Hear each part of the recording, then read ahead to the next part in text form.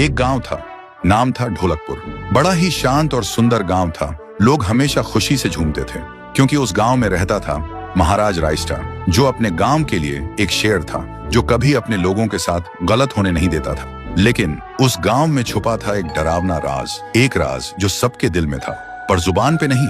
गांव के बीच एक सूखा हुआ पेड़ था जिसे लोग कहते थे श्रापित पेड़। ना कोई उसके पास जाता, ना कोई उससे आंख मिलाता। हर पूर्णिमा के अगले दिन उस पेड़ के नीचे एक लाश मिलती थी। लोग कहते, रात में कोई आता है और लाश छोड़ जाता है, लेकिन कभी किसी ने कुछ देखा नहीं, और देखता भी कैसे। जो देखता वो अगले दिन पेड़ के नीचे होता था। एक दिन रायस्टार ने ठान लिया, बस अब और नहीं, इस राज का अंत मैं ही करूंगा, क्योंकि ढोलकपुर का नाम मिट्टी में मिल रहा था। फिर एक पूर्णिमा की रात रायस्टार चुपके से जाकर पेड़ के पास बैठ गया। रात के 2 बजे एक आवाज आई, थुम थुम थुम थुम थुम थुम थुम थुम थुम सहूर।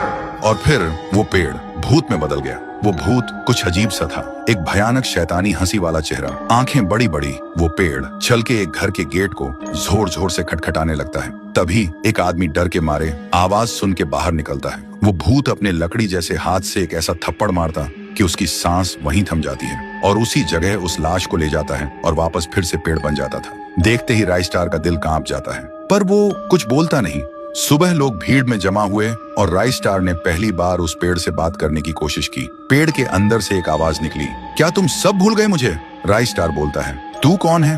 पेड़ बोलता है, मैं हूँ ठुन ठुन ठुन साहुर। एक वक्त था जब मैं भी इस गांव का एक प्यारा सा बच्चा था, लेकिन 100 साल पहले मुझे इसी पेड़ से रस्सी बांधकर उल्टा लटका दिया गया, गांव वालों की आंखों के सामने, और मेरी मौत को तमाशा बना दिया गया, सिर्फ इसलिए क्योंकि मैंने एक राज देख लिया था जो लोग छुपाना चाहते थे।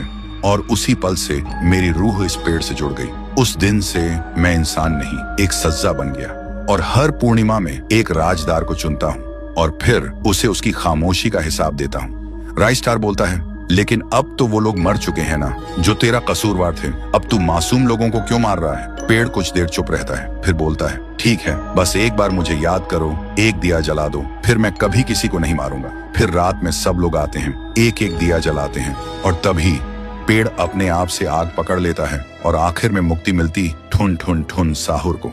उस दिन के बाद गांव में कभी कोई लाश नहीं मिली। हर पूर्णिमा में लोग एक दिया जलाकर उसकी यादों को जिंदा रखते हैं, क्योंकि अगर भूल गए तो सपने में एक आवाज सुनाई देती थी, थुम थुम थुम थुम थुम थुम थुम थुम थुम सहूर।